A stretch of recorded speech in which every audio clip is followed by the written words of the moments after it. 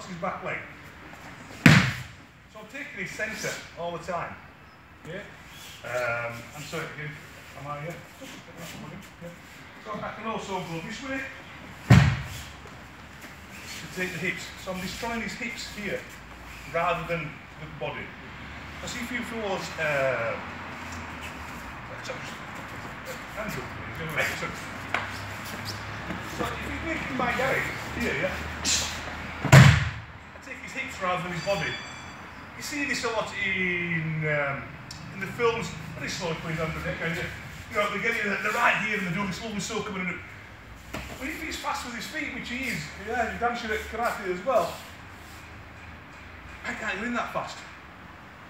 So, if he's making my Gary, I want to get here into him. I haven't got the time or the distance to get in there.